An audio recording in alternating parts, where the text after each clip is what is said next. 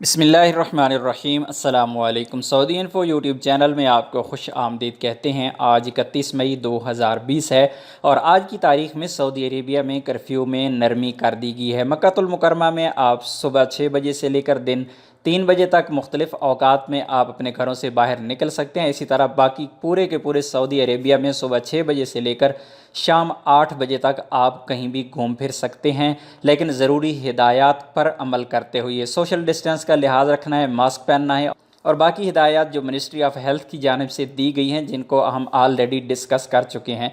तो आज हम बात करेंगे कि जो फैमिलीज़ हैं सऊदी अरेबिया में मौजूद हैं, वो अगर शॉपिंग मॉल में जाते हैं तो फिर क्या होगा और उन पर पाबंदी है नहीं है, क्योंकि इस तरह के सवाल बहुत ज़्यादा आ रहे थे।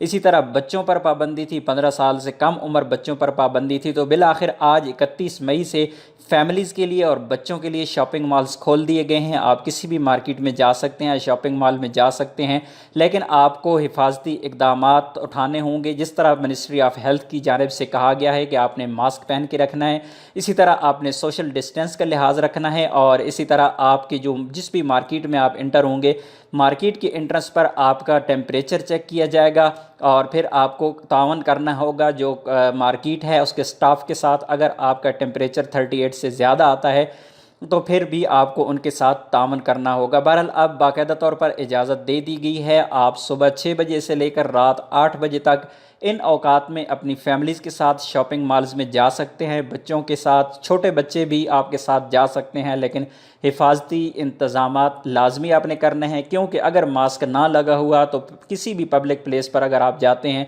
तो आपको 1000 रियाल जुर्माना होगा। आपको लाजमी है कि उन हिदायत पर अमल करना जो मिनिस्ट्री ऑफ हेल्थ की जानिब से दी गई हैं।